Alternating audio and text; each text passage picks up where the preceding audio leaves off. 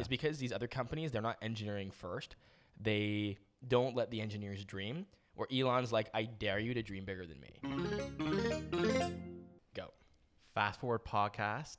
We are back. Lee, 2 reasons why today is special. Do you want to know why? What's that, Lewis? 1, because it is Lee's birthday, everybody. Woo. Yeah, this pod's coming out 2 days after his birthday. Yeah. But his birthday was on Wednesday. While we're live, it is his live birthday. Today's my birthday. So how old are you, Lee? I'm 27. 27. How does that feel? It feels like my late 20s. It is your late 20s. You're officially at that point. I'm not a fan of that. No. To be honest. I was hoping no one would remember my birthday.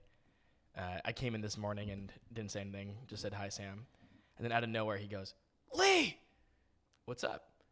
It's your birthday today. I'm sorry. I actually got like 3 people telling me sorry because when they first saw me, they didn't already know. But it's like, are you supposed to know my birthday? Yeah, like, there's too many things. Like, if it wasn't for Facebook or whatever nowadays, you would never know. Well, I know your birthday. I missed my uncle's 50th birthday the other day because he's not on Facebook. I'm like, how did you expect me to know, bro? My parents were talking about it like a few days after. I'm like, no way. Like, you guys have to work. You as the adults, because I'm clearly not an adult, need to let me know because Facebook didn't. So also, that's like his 50th birthday. It's kind of like I know. Yeah. I felt really bad.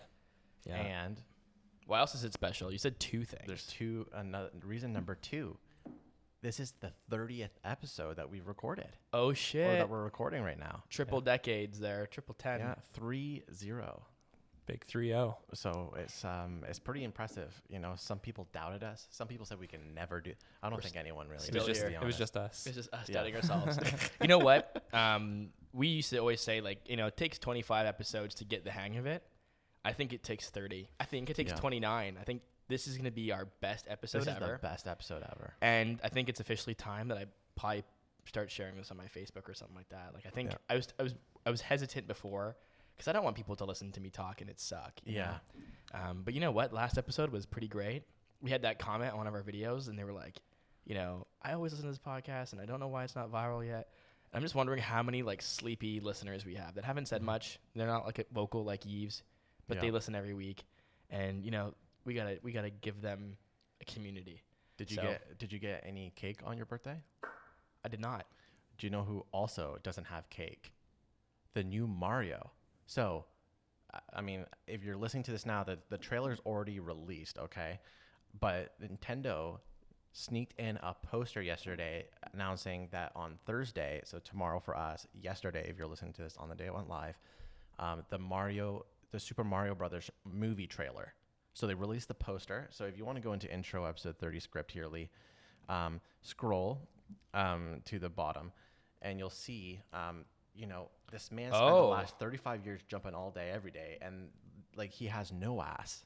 Like, I'm sorry. Like, and then what's even worse is that in Super Mario Odyssey, Nintendo put in Mario Had a wagon. Cake. He has a wagon, dude. And they just took it completely away. It's almost he has like a negative butt. It's almost like Mario got a BBL in the one on the left. You know what I mean? It's It's almost like they 3D animated him, but they kept his ass on Paper Mario. Yeah. Literally. His bum's still 2D. Instead of Chris Pratt, it's going to be Chris Flat from now on because this is ridiculous. Locked and loaded. Locked and loaded. Some saying it's going to be the best episode. And maybe we should jump right into the intro then. Yeah. That's it. Unless you had more about the cake story there. I mean, I could talk about this for the whole 2 hours. I don't really care about the other conversations that we're going to have today. It was mostly about Mario's ass, and we already got it out of the way. We could call him a manja cake, which is a wannabe Italian in the Italian community.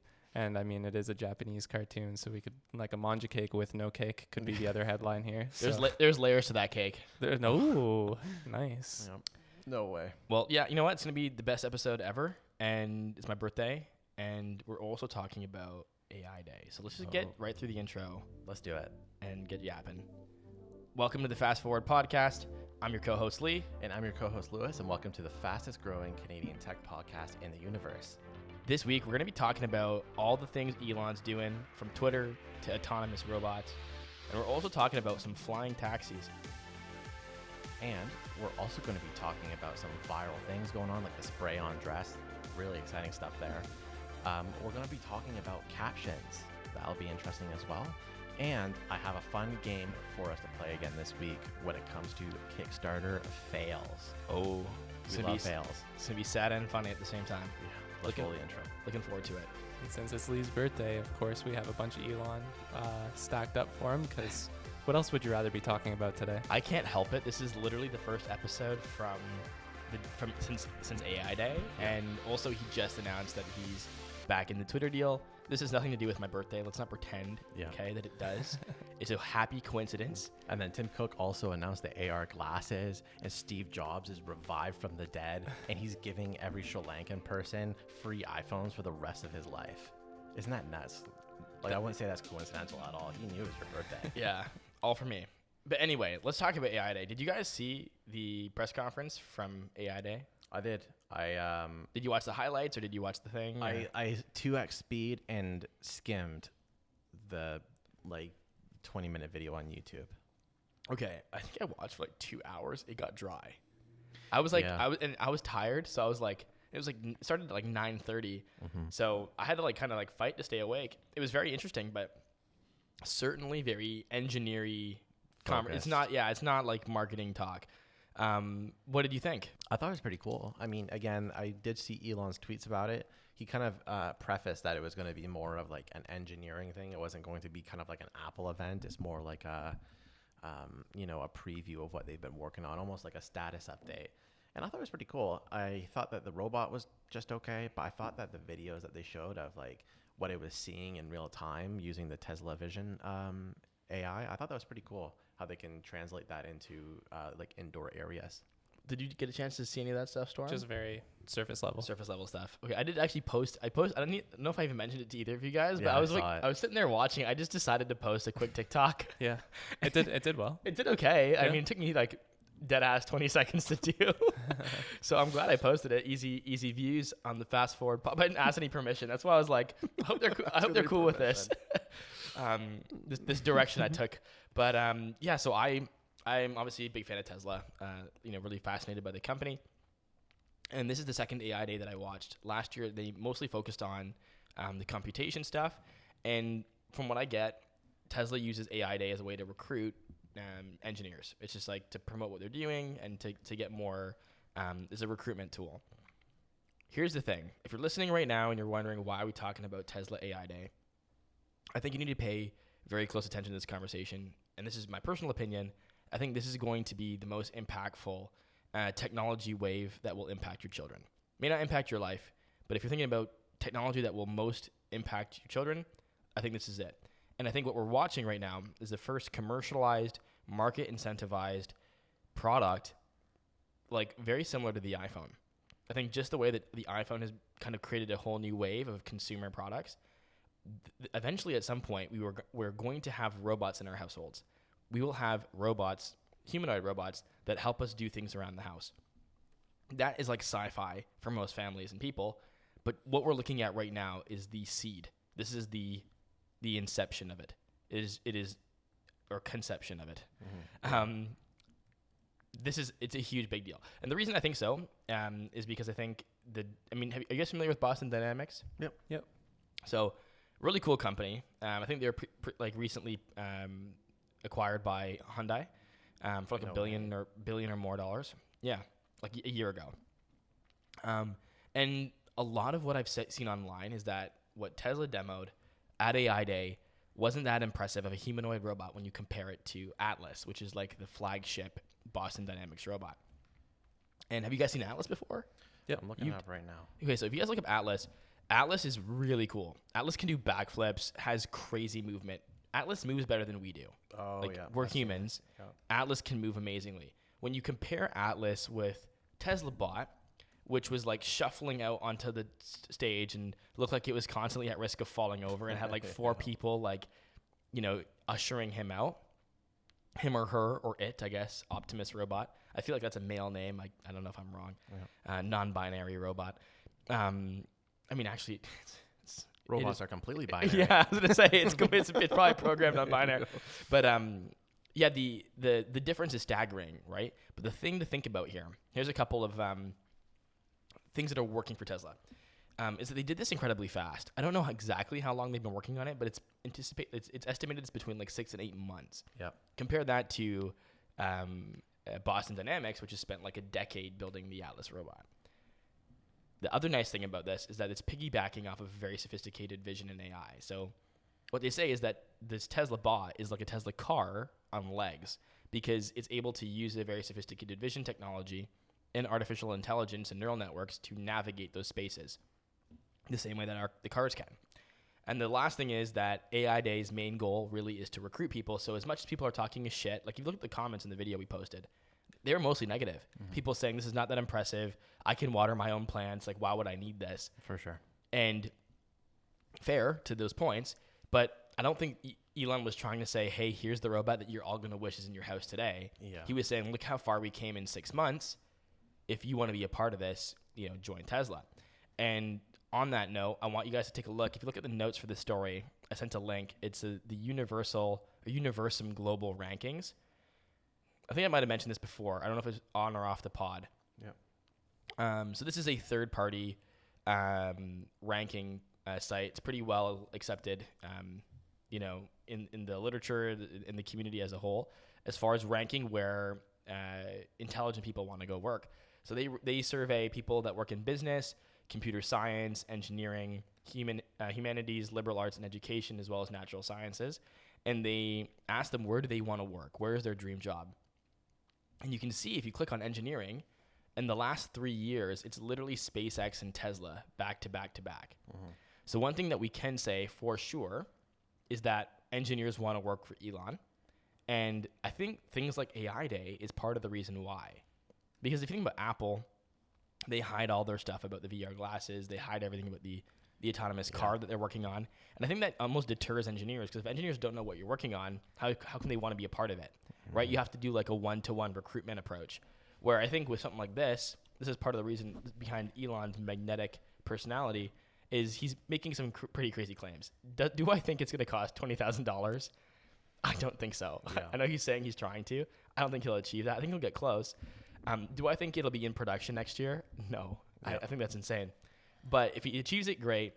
If not, the very least is he's going to get a ton of new team members on his team. So it's also too, I think, like a big reason why is because when you look at Elon Musk specifically, he does have the engineering background himself, but he also kind of embodies like what engineers like want and kind of despise almost about other people within the technology market. So like you take Tim Cook's not an engineer, he's just a marketer, right? So a lot of people who are in engineering, they have big egos. They think they think they know best. So what ends up happening is that they're like, they're taking away all the heat from me. And then Elon Musk, as an engineer himself, he's the one doing these like crazy tweets, doing all the things. So it makes him like almost able to do it himself. So I think it makes sense why people kind of deter away, because you have programmers, Larry Page or Mark Zuckerberg, who are like nerdy people, right? Engineers, I guess you could say in their own sense, but they're not cool. You know what I mean? Like as controversial Elon Musk is, like people talk about him, he's actually cool versus like when you compare against other CEOs. Yeah. Right. Especially when the CEOs of Apple and Microsoft, Amazon, and Google, like and even Amazon, all the CEOs are not the founders. They've all been replaced. But even Jeff Bezos, he's not the CEO anymore. But what I'm saying though is even when he was the CEO, he wasn't cool the same way. He wasn't cool. Like he wasn't even cool when he launched a rocket, Yeah. Poor guy, always playing second fiddle. But I think the takeaway is obviously, like you said, he's great at recruiting. But you're right. Yeah. It's because these other companies, they're not engineering first. They don't let the engineers dream. Or Elon's like, I dare you to dream bigger than me. Mm-hmm. Come to my company. I guarantee I'm more outlandish than you are. Yeah. And they get to play sci-fi. They get to make robots and self-driving cars and self-landing rockets. This is like what they grew up wanting to do and dreamed about doing. Usually people say you have these dreams as a kid. You go into the industry and you realize it's boring and it's not that. Yeah. But with Elon, it's different. You do get to realize those kind of dreams. You get to work on these really cool projects, which is why for the last 3 years, it's Tesla and SpaceX fighting for the top spot. I'm interested in how the robot's going to come around, though, because like I said, I wasn't impressed with the robot itself. I know, like, again, the physical aspect of a robot is not supposed to be too impressive, specifically when, like, in their target demographic, when you look at, like, the Boston Dynamics Atlas. Sorry, that's what it's called, right? Atlas, yeah. Atlas. But of course, as well, like, Boston Dynamics has, like, a 10-year head start, and, like, the way engineering works, the way anything works, really, is that the X amount of years it takes, it grows exponentially, right? So you have people like at Tesla who can, like, piggyback off of like their already thing to get to where they are. So I think they both just have such, like, fundamental sauce between the two, like this terabytes or petabytes of data of, you know, driving and self-driving, and then also the robotics of Atlas. Like, I just wish they could work together. Work together. Yeah, I was reading some of those comments where people were saying, like, Tesla should try to buy. But the thing is, it's a competitor. So Hyundai makes cars, they make EVs. So I don't know if Hyundai would sell. Yeah, like, there's, like, it almost seems like they bought Boston Dynamics to as stop. a response. Well, to stop Tesla from getting it, probably, like, right? Bought BOT or B? What do you mean? But I think if we're ranking the coolest bots out there right now, at the very bottom of the ladder is that one that face planted a bunch of times that Lee showed us a couple episodes ago. Cyber One from Cyber Xiaomi. One. Yeah.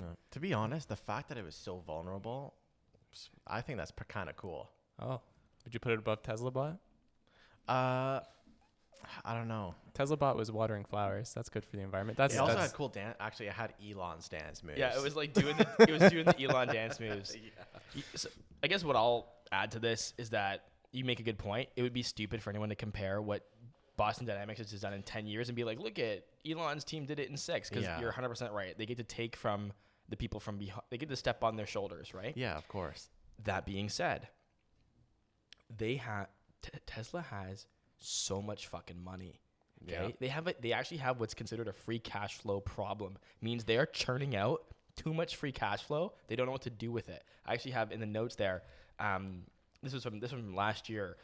Based on their 12-month run rate, they went from 5.3 billion to 10.6 billion in 2022 and are trending towards 18 billion in 2023. This is a problem for a fast growth company. Usually fast growing companies, they are spending every dollar they have and reinvesting in growth. Tesla can't build gigafactories fast enough, can't keep up with demand fast enough. So they're literally pushing out this cash and they don't know what to do with it. This is infinitely more resources than Boston Dynamics could ever imagine having. Absolutely. And with Elon's, magnetic personality, he's going to attract all the best researchers and engineers from across the planet. And I think they will leave Atlas and Boston Dynamics in the dust. Really? I think it will almost be hard to watch. Like, it'll be sad to see the team at Boston Dynamics. They are going to be so far behind. And I think actually, here's my prediction. Here's my bold prediction. I think Elon's will become more commercially valuable in 24 months. And I think it'll be better in 18. Okay. Yeah. I know that sounds fucked. Yeah. We'll have to see. Because again, I'm just, I'm skeptical, but it is interesting because a part of me mostly wonders as well is, like, how much of that data from Copilot, it's not called Copilot, what is it called? Autopilot? Autopilot, yep. How much can that realistically go to a Tesla bot? So it's not really, that's basically the AI's understanding of the real world and how it behaves with it. That is 100% translated. It is. It's all translated over. Like the vision part, the autonomous driving is not transitioning over because roads are different than hallways and sidewalks. But the difference is that Boston Dynamics is a research incentivized company. Yeah. They've always been doing this stuff for research. Where Tesla is marketplace incentivized. They are going to literally put Tesla bots in their factories that are making these cars. Yeah. So they have a real incentive to make this thing functional for people and functional for themselves and their businesses. But Boston Dynamics just recently got purchased, though. Yeah, but if you look at I have the notes here somewhere. They've barely sold. Yeah, they haven't sold much, but that's also sold or rented a few thousand robots. But what I mean, though, is that you're 100% right there, but that's a few thousand more robots than Tesla. Yeah, but the aspirations and the manufacturing prowess that Tesla has is that they want to build these at like literally so the average household could get one. Yeah. And they want businesses to buy dozens, hundreds, etc. But what I'm saying, though, is that what's the difference between Hyundai?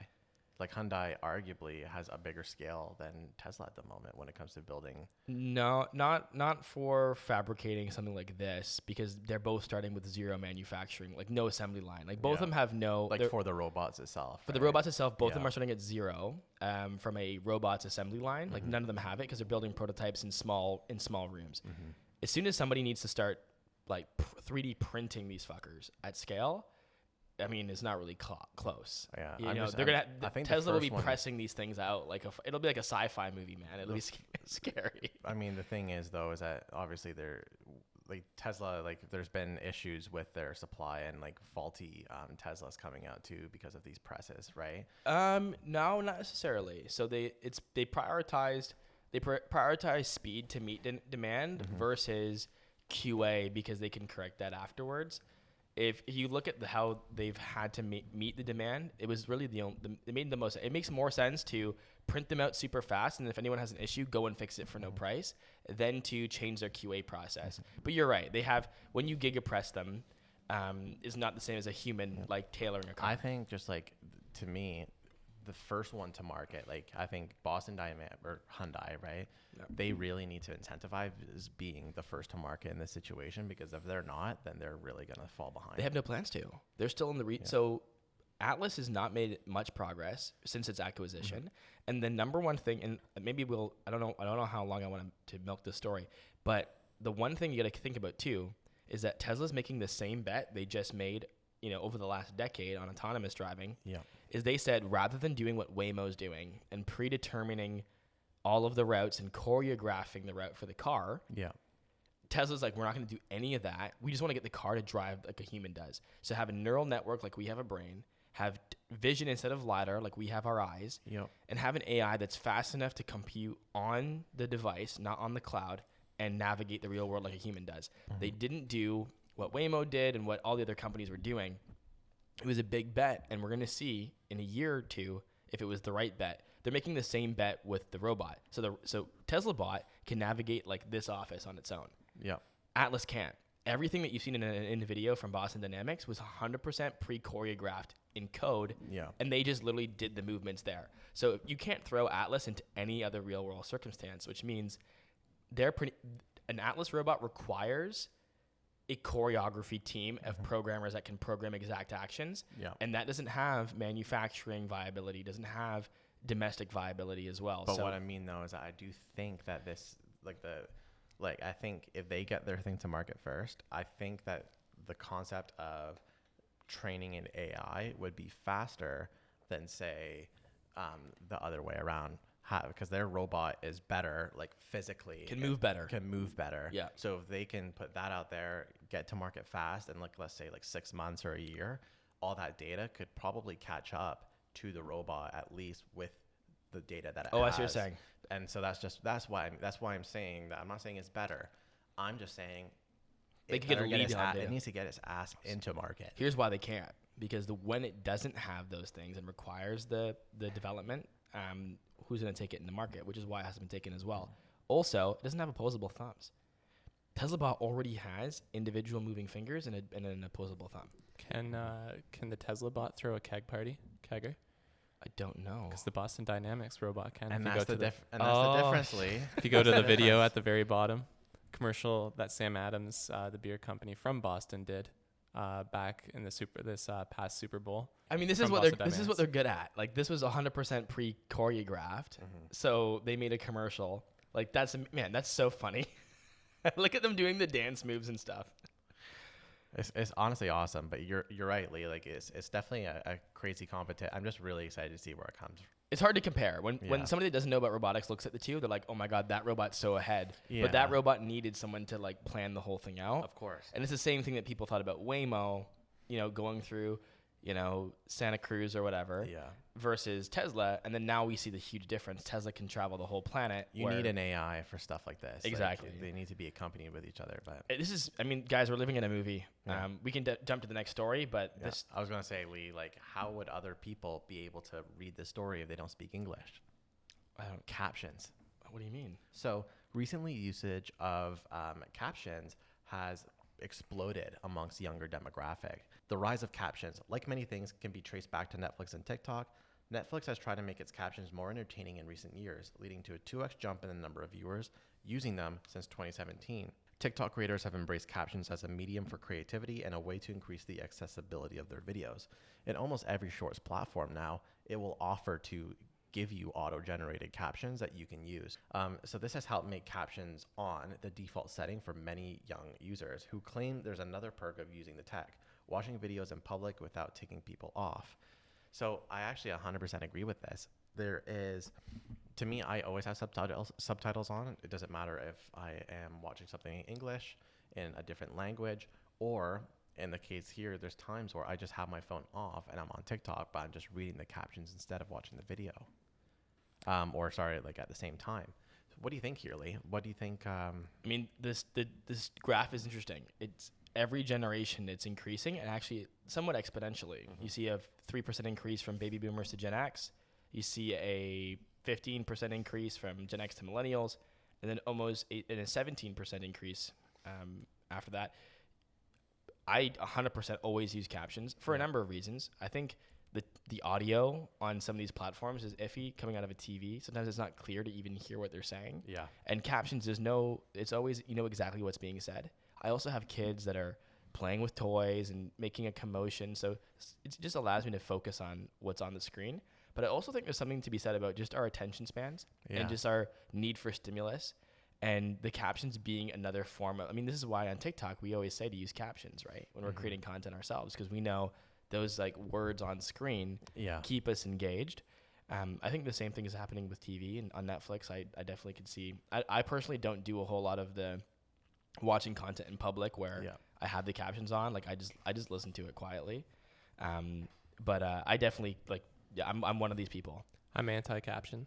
Really? Why anti-caption? I like watching things and reading the subtleties of human interactions and picking up on, now that it's not that I film, but I work in a film department, looking how the ways were filmed, and I feel like captions is just drawing my attention away from up here and down into the. I was gonna say, watch that. I agree with that. I'm not anti-caption. I should say, like, for those that are impaired and that they need it. Like, of course, I would love them to be there, but for me, and then TikTok, some people put captions where one word is shooting as like distracting. Like, that's nonsense mumbo, like all that. Like it's like too overstimulating, right?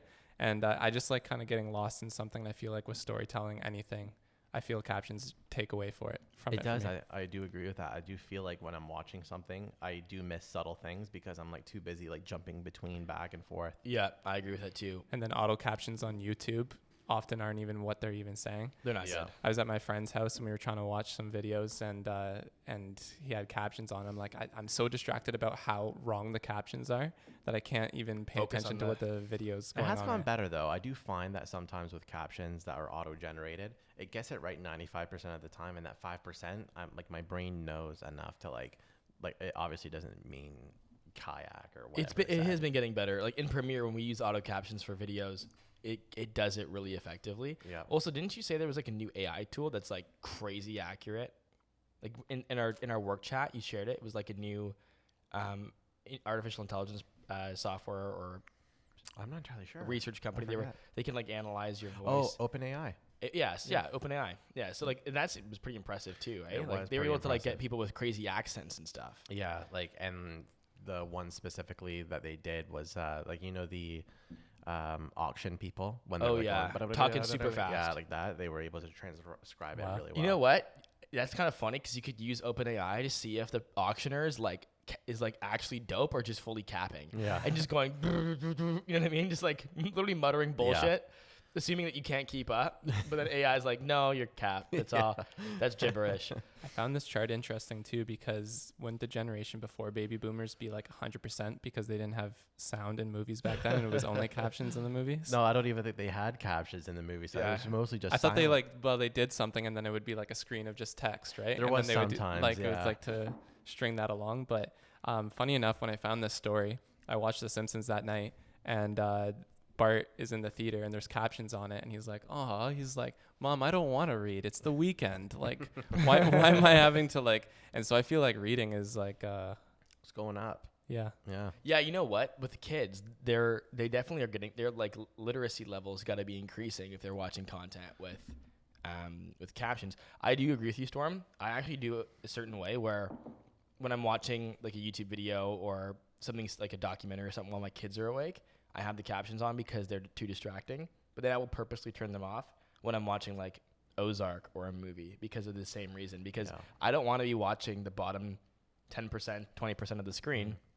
I want to see what the director had put so much work into creating. Right. I wish there was like a like more customization within it, because it'd be cool if I could like, there was like maybe a level called accessibility captions, because there's so many times where you're watching like something like Ozark or some with beautiful cinematography, and there'll be like a shot of like the ambiance of going on, and then in the black, at the bottom it says like jazz music plays or something like that. Yeah, and like, it kills the vibe. Yeah, get it out of there. It kills the vibe. Versus like it'd be cool if they had like more subtle ones that were placed somewhere across the screen than the accessibility ones that are like good for people with disabilities. Now here's an interesting one. In the movies, like Ozark's the example I'll think about.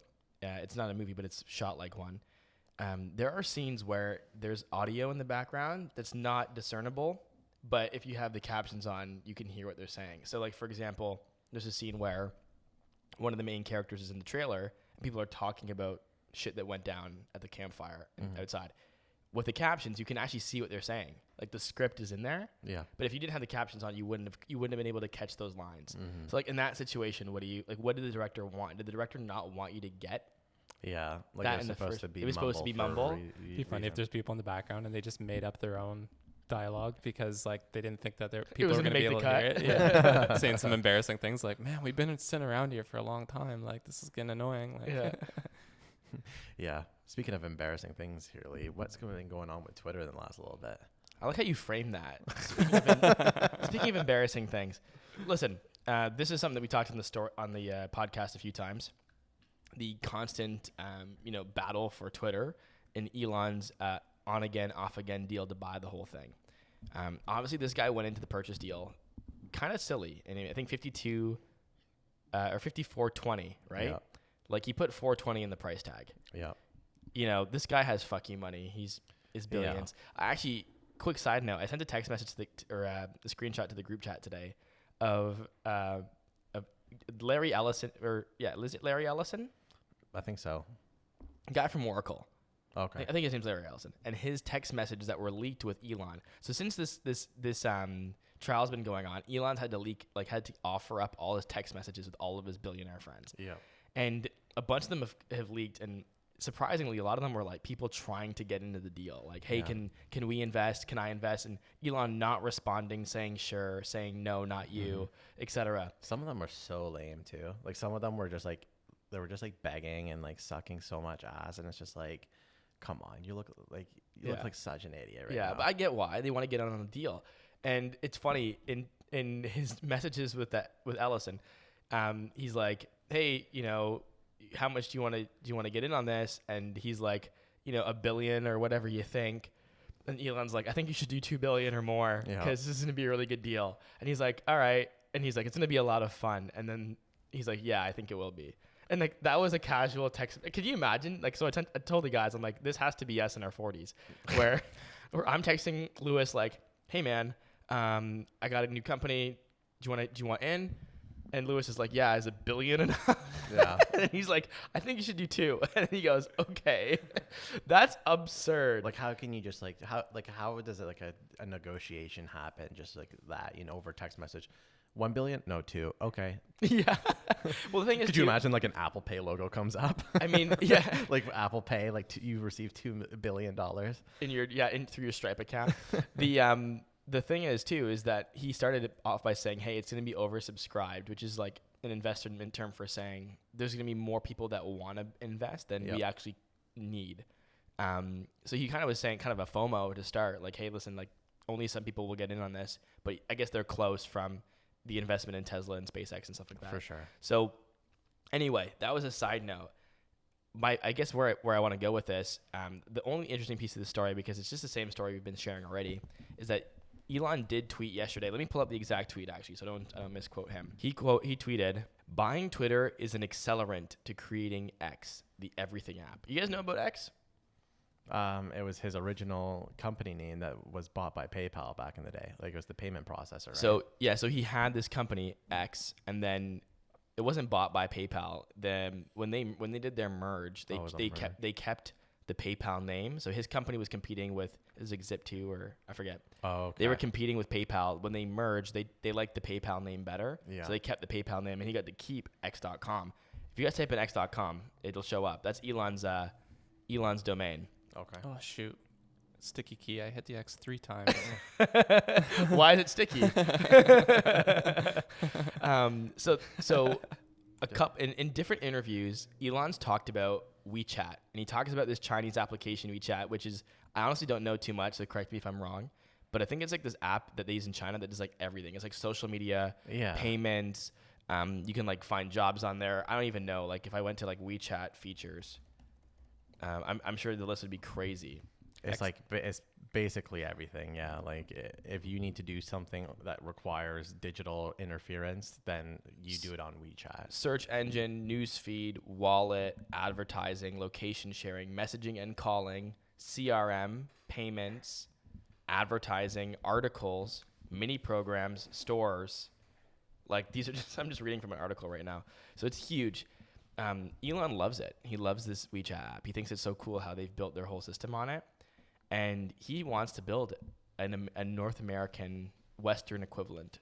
And that's his vision for X.com. And he just tweeted saying buying Twitter would accelerate it.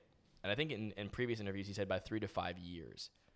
So he's looking to turn Twitter into something he's looking to beat Facebook and TikTok and make Twitter the #1 social media platform on the planet. He can beat Facebook pretty at this rate. Like I think anyone could beat Facebook. Like BeReal's beating Facebook at this point. You know what I mean? But I mean that's very interesting, Elon. You know, like it kind of goes with this dystopian type of vibe. You know? Yeah, like this one social media where we're all being self-driven by Teslas because there's robots everywhere. He's building his sci-fi future, and it's hilarious because again, if you look at WeChat and the general discussion around how this works in our and like the thought of that in our society is freaking dystopian as hell. It's literally ran by the Chinese communists. So he wants an open one. Right. He wants one. So his whole thing, even about Twitter, was about he wants to keep this town square. So he wants to create, again, it sounds dystopian because it's the idea. Because it is. It sounds dystopian because you and I are both thinking the same thing. Imagine there's literally only one, like all the other ones are gone. There's just like this one monopoly social media platform, which we know that's what Elon's going to try to do. Yeah. That's what's scary. The difference with this and WeChat is I think the motivation might not be like government focused and more private sector focused, and this will just be like the platform that everyone uses. That's just if he's successful. This is going to be hard. This might be arguably Elon's hardest contest ever because previously he disrupted space, which is run by old men that had no incentive to innovate. They literally were incentivized not to innovate. That's how government contracts worked for people like Lockheed Martin, et cetera, et cetera. And then the auto industry, which, yes, they innovate like every 4 years on their products. But like nothing like even close to the scale. Nothing disruptive, totally different platform with the EV platform. So he had an opportunity there. Social media is different. Social media is like, it's cutthroat and it's fast and they're constantly copying each other. And also regulators too here in the States are very much more intense with social media. Like they have like a bias almost against social media. Oh yeah, they almost banned TikTok here just because it was like owned in China, just because the data center was in China. You know? So I mean, best of luck to Elon. I mean, obviously, I don't want that to happen because to me, like I like capitalism. You don't want a Twitter that's dope, or you don't want like him to be the I think to Twitter win. is dope right now. I mean, I think this whole thing's out the window. Doper, like a doper Twitter. Like right now, Twitter. How else is going to be dope? Well, right now Twitter's not dope because it doesn't make very much money, and it's not very functional for a lot of folks. Most of the users are not active, and what do you mean most of the users aren't active? It's most of the users are not tweeting. Most of the users are consuming. Yeah. If you go on platforms like TikTok, Instagram, Facebook, the ratio of average user consumption versus contribution is significantly different. Yeah. Twitter is like mostly elites tweeting and people just like it does suck retweeting them because I like Twitter the way it is right now. But I understand why, like, it's unsustainable because like the company's so huge. You know? You know, I also like free samples at Costco, but I still have to buy groceries. Yeah. You know what I mean? Like, Twitter's one of those things that's like a nice thing, but like someone has you gotta pay the bills, right? So it just sucks because like I just wish because the way I see it, I just wish they laid off half the staff or something. You know and just made it leaner. Yeah. I mean, speaking of, everyone's getting laid off in Silicon. Remember we talked about this before? Remember I made it for pretty hiring freezing's happening everywhere. Not just freezes, massive layoffs. I remember I was saying earlier about how I was saying I think that most of these companies have twice as many employees as they're supposed to have. Yeah. Sam Bankman-Fried. Yep. He actually says it's more than that. He was saying like it's less than a quarter of what they should have. Yeah. But we're seeing people, you know, Apple and you know what? Apple was interesting how they did it. You know what they did? They said everyone has to come back to work. The ones that didn't want to quit. Yeah. So they didn't have to lay out. They didn't have to give any severance or nothing. Yeah. Smart Apple as always. But Facebook saying that people are going to have to tighten the belt. Facebook said that? Yeah. Zuckerberg actually put a memo out saying that if you're not supposed to be here, you shouldn't be here. Yeah. And you know, we want the productive contributors. It's funny because they've because you know how right now everything's back in the green a little bit just as things are kind of going up and down. But Facebook is constantly going down. They're the one that I would just 100% understand that they're freaking going through layoffs or hiring freezes because they're taking L's. It's across the board. It's everybody in tech is getting laid off, and it's engineers. And the thing is, for the longest time, it was like this race because Google was giving people these crazy perks. Yeah. And then everyone was like, that's how you recruited the best engineers, was by giving them the smoothies best and, you know, electric bikes. Insane salaries, stock options. And Google was able to do that because Google prints money. Like Google's business is fucked. Yeah. Okay. They print money. They own the web basically. Yeah. Google's the biggest example of a monopoly in modern business. And they refuse to believe that. Yeah, of course, they don't want anyone to take it away from them. So Google's got all this money, and they're giving they're attracting the best workers. Well, now you're in Silicon Valley, your Facebook, your YouTube, your maybe not YouTube, your Apple, whoever. You got to compete with them. So you're going, doing all these same things like Airbnb, blah blah blah. Every Silicon Valley startup, every unicorn. Yeah. But it wasn't sustainable for anybody. All of them were just being pumped with venture capital, and then making most of their money on enterprise contracts for new startups that were pumped with new venture capital. Mm-hmm. So it was just like this flow of money, and it never consolidated, and no one ever made any profit. Now the investors, they want to see companies cash flowing positive. They don't want to see companies growing users. They want to see, like, are your bank statements good and are you generating profit? Yeah. And everyone's firing. And then just the same way that Google accelerated this crazy ramp up, by firing, they're going to create a domino effect and completely demand destruct the engineer space. So if you're working in big tech, I think again, another prediction, 5 years from now, it will be completely like the rest of the job industry. It'll not be. I think that era is completely over. The engineering industry. The era of the insane benefits, perks, and compensation for engineers. Startup culture. Yeah. That was a bubble, and it literally just burst. We just watched it burst. Yeah. I'm interested to see how it is because again, that's a huge competitive factor in a lot of places. So it's funny with Google. Do you know what? A bit unrelated to what we're talking about here. I wish Microsoft took one for the team and axed Bing so that Google could actually be a monopoly and then someone has to come in and make a new one. True. Just to like instead of buying a Minecraft for 20 billion bones, just sacrifice Bing. Just sacrifice Bing. Take one for the team. Take one for the damn team. You know what I mean? Like a couple minutes ago, Lee said tightening the belt, which made me think of the next topic because maybe there's a world where belts won't even be needed anymore. Yeah, this went viral on TikTok and everywhere here, guys. So it's the spray-on dress. So Bella Hadid came out on so what happened is she came out in just a thong and she was holding her breasts onto the walkway.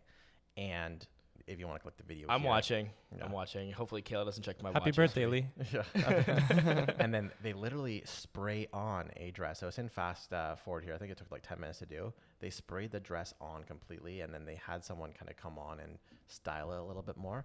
But I would have never thought that was a spray-on dress. Well, what do they mean by spray-on dress? Is this spray paint? No, so it's liquid fiber. So let me explain here. So this is like a cloth-like material. Yeah, so it's like a cloth-like material. So the Bella Hadid spray-on dress is a liquid fiber bound together with polymers that evaporates when it hits a surface, like human skin. You can see on the legs. Yeah. It's like Spider-Man's webs. Yeah, it feels like suede when after drying and can be manipulated into different shapes. So I actually wanted to talk about this because what this was done was just like a publicity stunt, and in the world of fashion, publicity stunt with tech happened pretty often. So in 1999, Alexander McQueen had 2 robots spray paint at a dress. So if you want to click that link, I have it timestamped as well. 2 robots spray this woman's dress. Wait, how long ago was this? This was in 1999. Dude, this looks better than the Tesla bot.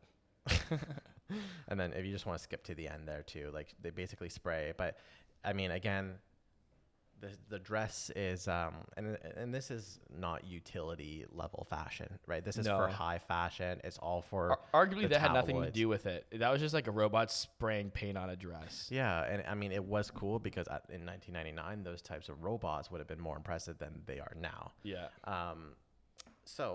But in 2003, Torres, which is the maker of this liquid fiber, created Fabrican, a liquid fiber bound together with polymers, biopolymers, and greener solvents that evaporates when the spray reaches a surface. So in this case, it was Bella Hadid's body. So it feels like suede and can be manipulated like any other. So this is when the woman came in and like made it like go over her shoulders. So I just have a question. So, I mean, this was an insane thing. Really cool. Everyone's talking about it online. What do you think is like the future of this type of, like, how can we see this in modern day practice so dope. In a utility fashion? We talk about how often it is, like how hard it is to shop for clothing and just to have a robot design what you want to wear for the day and just spray it on you. Yeah, that would be cool. That would be cool. I feel like the consumption would be crazy though, because like once it's made, like can you just like put this back into a cartridge and it will recycle it? I hope fibers? so. Because if not, you're just printing new clothes all the time.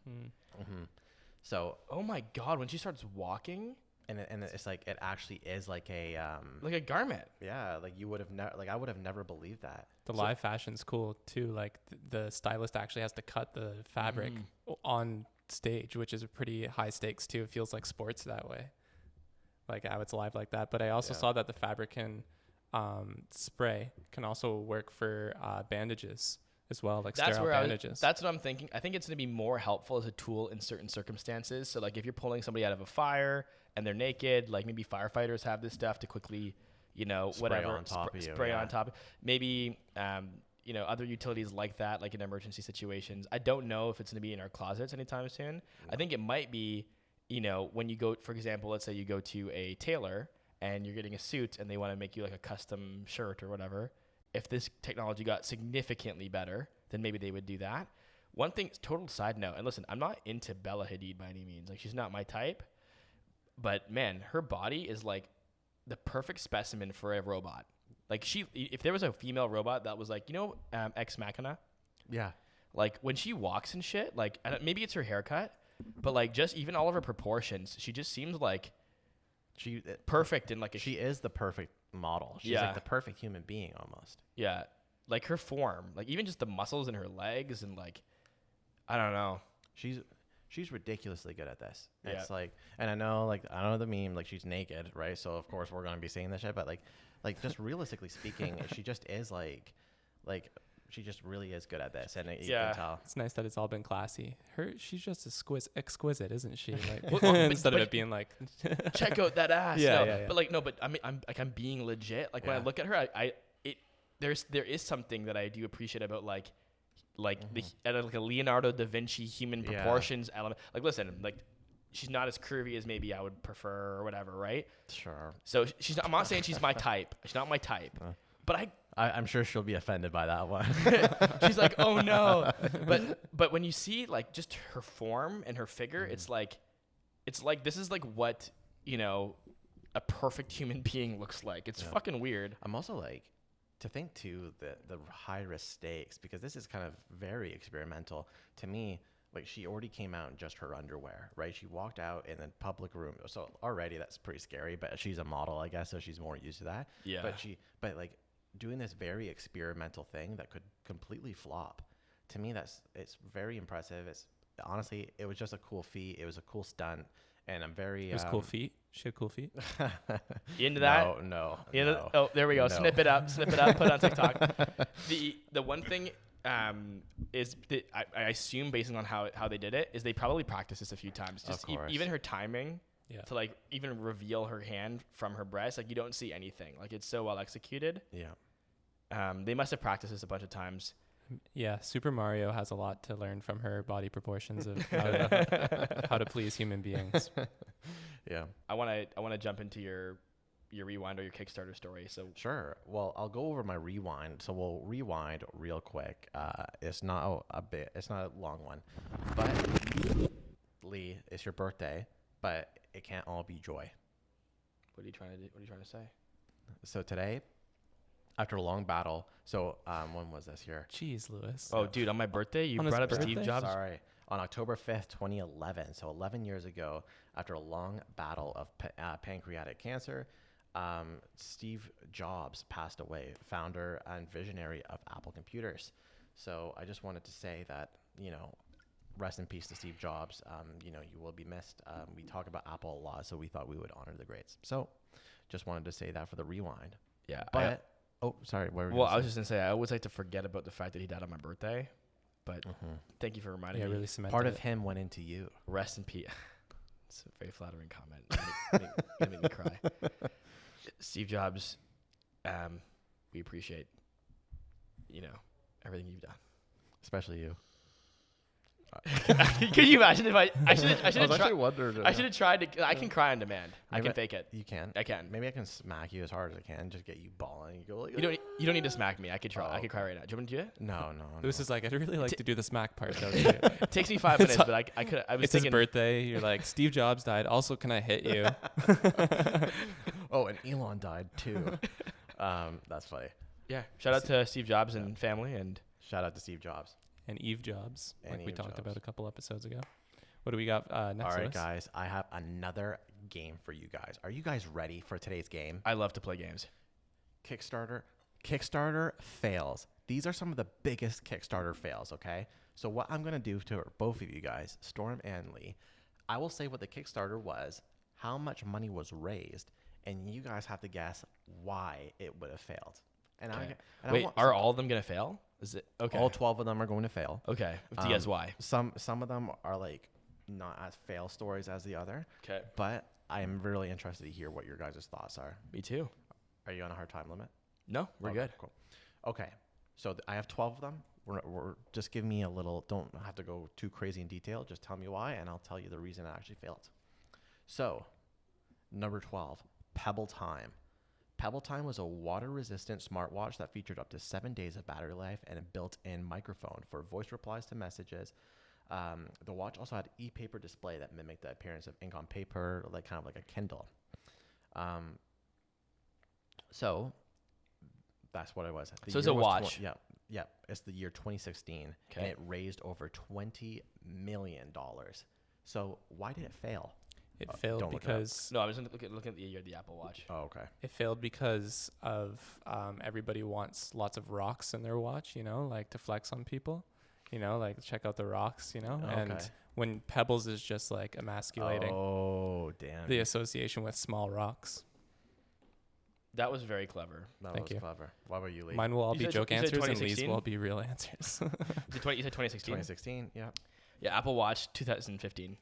Gotcha. I think the reason that they failed is because it doesn't sound like a compelling product. And I don't know if it's a consumer product. I don't know if they had the ability to get it to enough people and it'd be good enough. Yeah. What was the benefit? It just lasts for 7 days? 10 days, yeah. 10 days. And what else? It had the e-ink. It was kind of like a minimalist one, but it was mostly the battery life that made it so important. Okay. So even though Pebble Time, it had a really good product and it actually shipped out to backers as promised. It let down all its backers by selling its technology to Fitbit. So Fitbit acquired it. So did it fail or did it succeed? It didn't fail necessarily, but because of the buyout, Pebble Time owners would no longer receive software updates, replacement parts, or warranty supports. Oh. So basically, you just like got a product that was like deprecated basically on release. One and done. Yeah. All right, guys. Interesting. Next, the coolest cooler. So the Coolest Cooler Kickstarter campaign was launched to fund all-in-one party cooler that not only kept your beverages cold, but could also open beers, crush ice, and blend drinks. As if those weren't enough features, the Coolest Cooler also had a built-in Bluetooth speaker, a USB charger, a cutting board, and a storage for placing cutlery. So this was the WeChat of cooling. Sounds cooler. like it. So, the Swiss Army knife. So here, I won't show the picture here, but like, it looks like a cooler that you would bring to a barbecue, but it has like a bunch of peripherals like attached on top and stuff. Okay. So this was the year 2014, and it raised over $13 million. Why did it fail, guys? How much was it? Retail price? It was $185. Did it look cool? I mean, it looks kind of cool. I know why they failed. They didn't make any money. Yeti sells like a fucking simple ass cooler, and they charge like $400 for it. And dude, they don't have any of those features. So if you're in acquisition and you're marketing and you can get customers for $200 and still make tons of profit, and these guys have everything under the sun in their cooler for, what do you say, $180? $185, yeah. Like, I just don't know what their margin was or if they could scale it. I think it was alcohol being spilled around electronics. The fact there was an electronic and melting ice. Oh, you had to plug it in because it had all those things. It might have been battery operated. I'm not sure. I'm on what's it called? An article, so it doesn't tell me all the specifics. The Coolest Cooler Kickstarter campaign failed because of poor financial planning on the part of its founders. For all the features the cooler contained, the price tag of just $185 for the regular package was too low. So Lee, you got that one right.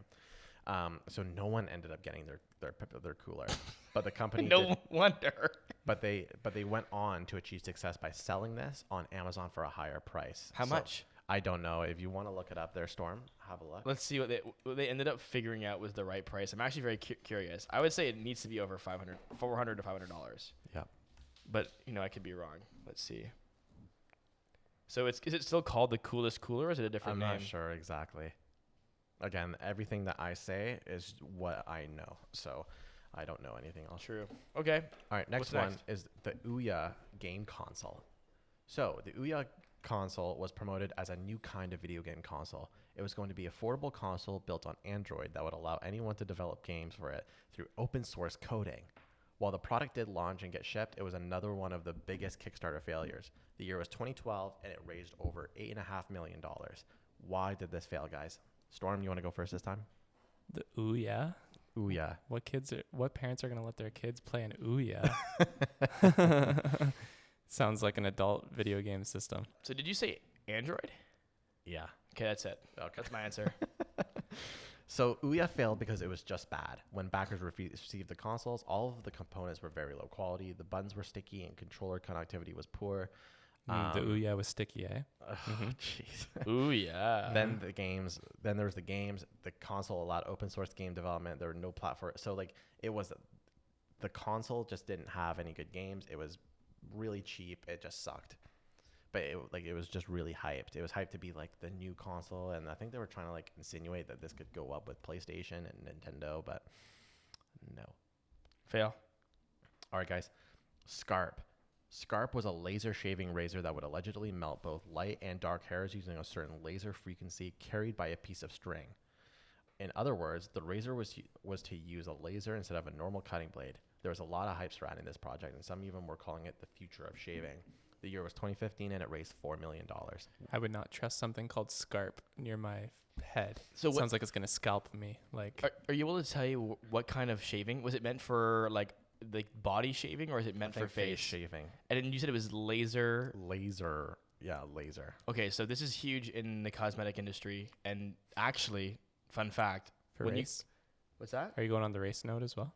The race note. I heard that it's like laser hair removal doesn't work on darker pigments of skin as well. And here's why. So the way that laser hair removal works is it actually identifies the pigment of the hair, so it only zaps dark hairs. So if you have blonde or red hair, it won't zap them. It'll zap the dark hairs.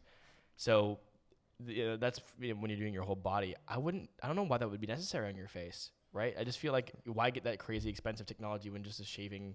Well, it might have been. I'm not sure for everywhere, but here's why it failed. So as cool as it sounds, there wasn't any real technology behind Scarp that did what its founders claim it could do. While Scarp did eventually release a prototype, it didn't work anywhere near as well as it's supposed to. Even physics experts were questioning the product at the time. So after the initial hype died down, people started noticing other sketchy details about Scarp. The technology purported to power the razor wasn't well documented, and the funding request seemed very low. So ultimately, Kickstarter shut down the project for violating the site's rules in terms of working prototypes. So it ended up being kind of sketchy. Yeah, absolutely. All right, AmaBrush. AmaBrush was an automatic toothbrush shaped like a mouth guard that claimed to brush your teeth in just 10 seconds. All you had to do was insert the device into your mouth, bite down on it, and press a button, and it would brush all your teeth at once in a fraction of the time of regular brushing. So what it looks like a mouth guard that you'd play with sports, but it had like bristles on all inside edges of it, and then the button would move in your mouth. So the year was 2017, and it raised around $3.5 million. Why did it fail? That sounds like a genius idea. Did it come in multiple sizes, or one size fit all? Don't know. I think it might be rubber. Okay, Like sport mouth guards, you have to like fit them to your teeth, right? So I don't know if they had like that some sort of. That's where I was going to go with it. Yeah. I would say maybe it failed because it wasn't actually doing a good job once it got in your mouth, just because the different shapes of everyone's faces. And then also, how did they get the back of your teeth? Right? It would easily get to the back of your teeth. No, like the back side of your teeth and your tongue and stuff. If it just goes in and just It wasn't necessarily for your tongue. Like you can get to your tongue like with a different utensil. I only want to use one tool every morning. You know? Well, did it floss as well? I don't know exactly. I don't think that would be. I feel like to bring the tooth like a minute of your day down to 10 seconds is like. I don't know. He's right. Like it doesn't take 2 minutes to brush your teeth. It's not like there's not that much upside, you know. AmaBrush failed because its creators were unable to find a European manufacturer who could produce the product at the right price. They tried to work with Asian manufacturers, but the quality of the product was too low to continue with the project, so the owners eventually filed for bankruptcy. So they just couldn't get it done. They just couldn't get it done. Was there a price tag there listed? It wasn't, no. Okay, I got two more for you guys, okay? Okay. The iBackpack 2.0. So iBackpack 2.0 was a next-generation smart backpack loaded with features such as 3G, 4G, Wi-Fi, Bluetooth audio, built-in batteries, multiple USB chargers, and more. The smart backpack was also boasted 30-plus pockets, included secret compartments, and was even going to be available in bulletproof Kevlar. The year was 2016, and it raised $75,000. Kids are easy targets to steal expensive things from, and they're the ones using backpacks the most, I guess. What do you think, Lee? Or is it supposed to be like a college backpack? It's like for professionals. Right. Okay. I mean, I would say there's probably a number of factors. I would say probably the price for it to be a good quality backpack. I think they probably had to compromise on the materials in the bag to make space for all these weird technology things. And also, when the fuck have you ever wanted your bag to do any of these things? I feel like there's probably a cool commercial for it where you're like, oh, that's awesome. But like if you actually owned one of these bags, like you're not using all these tools. Like you can just put a battery bank in your bag and plug your phone into that and like, you know, bring your wireless headphones. Like I just don't think it's useful. So it turns out it was just a complete scam. It was sketchy. The iBackpack 2.0 was the name of the founder, Doug Monahan's second failed crowdfunding campaign. In reality, so the creator never actually used the money to produce the backpack. Instead, he was spending it on personal expenses and Bitcoin. He eventually got sued by the FTC, and they weren't able to bring back any of the money to the original donor. So he just scammed people out of $75,000. So when people do stuff on Kickstarter, they actually have some protection?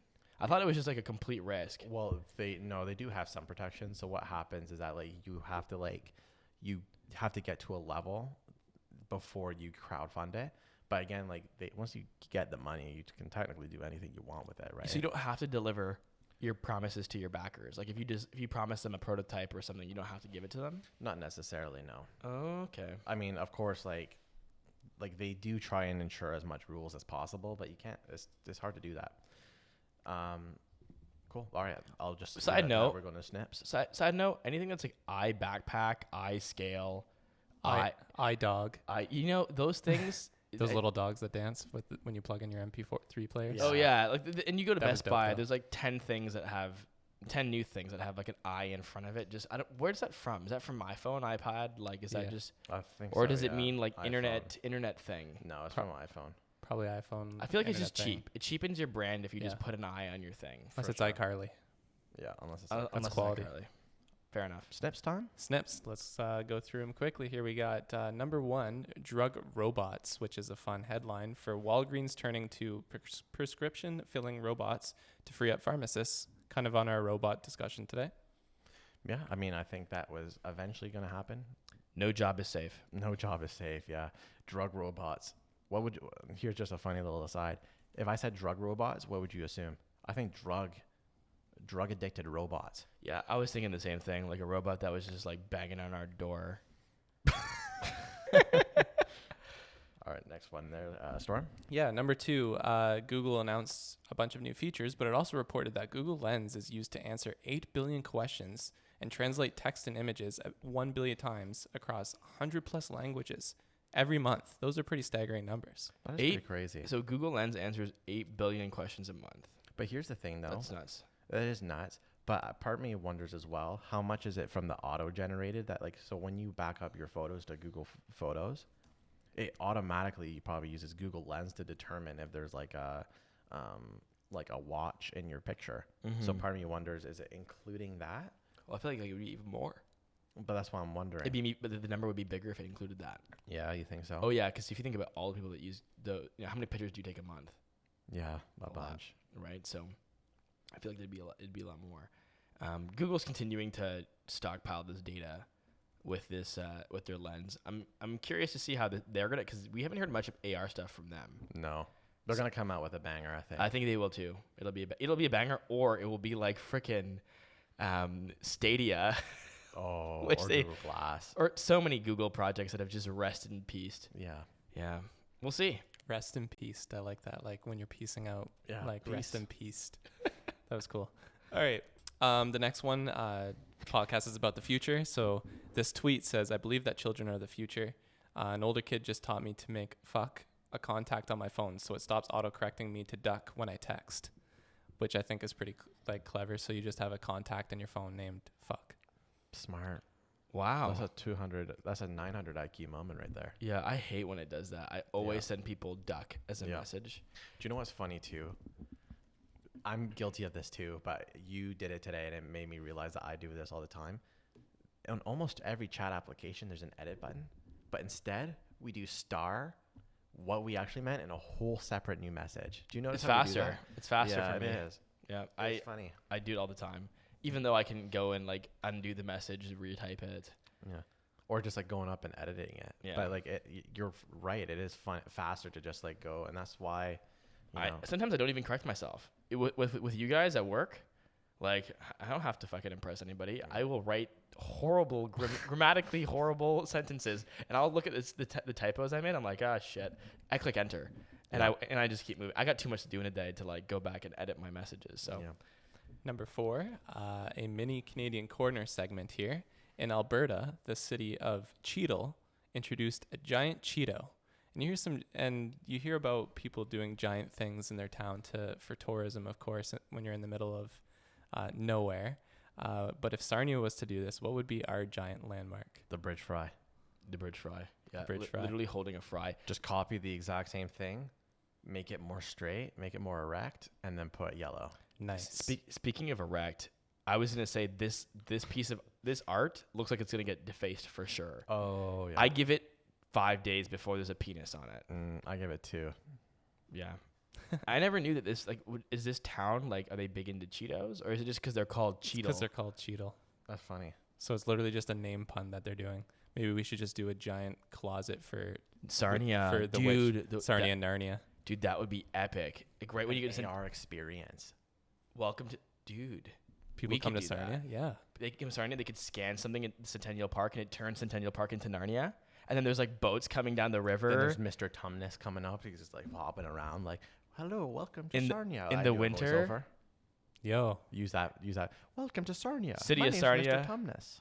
You know where to find us. Yeah. We're actually working on a little AR project right now. Hey, we got to be quiet about that. We'll keep it hush, but it's pretty cool. It's very cool. All right. And then finally, YouTube Premium may soon be required to watch 4K videos. Damn. AKA our videos. Our videos are in 4K. Our watching videos on are YouTube. in 4K, and they're high quality and very easily digestible on the web. Is that true, guys? Am I hearing that right? And a great way to entertain yourself while also learning about what's happening in tech with a couple of guys that are awesome. Yeah. Wow. I direct me there because I want to listen to that podcast. Well, I mean, my comment on this is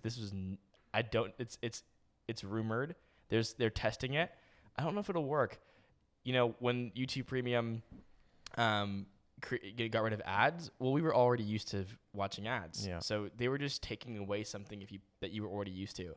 With YouTube Music being part of YouTube Premium, we're already used to paying for our Apple Music, Spotify. It's fine. Taking away something that we've had for I feel like it's been 7-8 years. I feel like a while. We've had 4K video.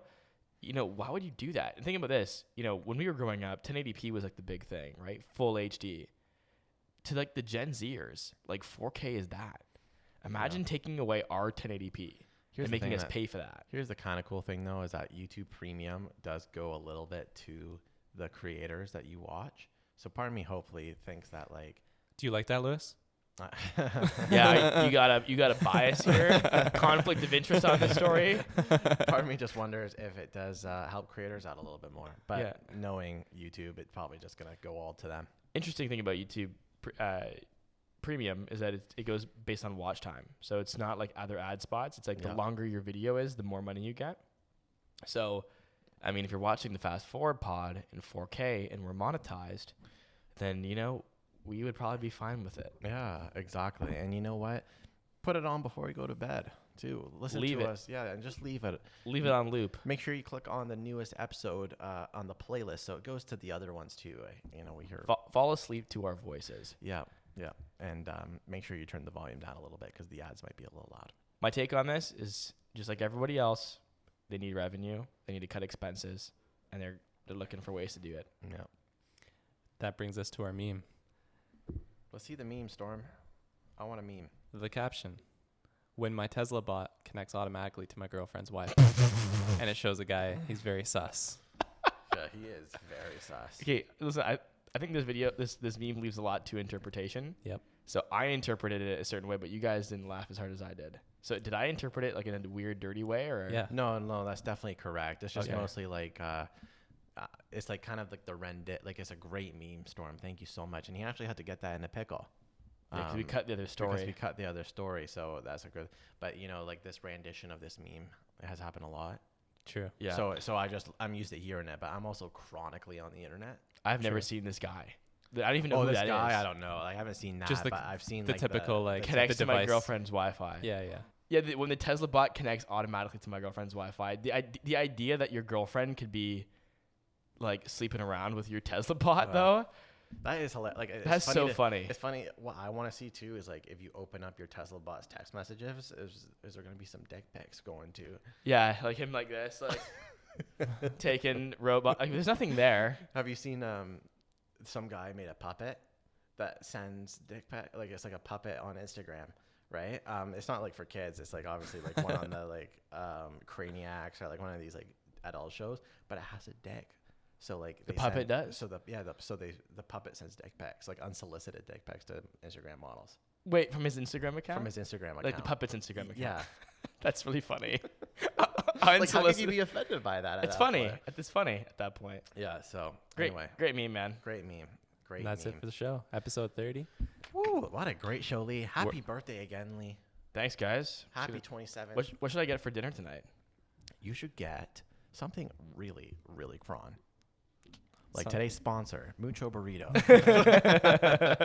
Something that you can eat kind of hands-free so that you can edit this pod tonight. No, I'm just joking.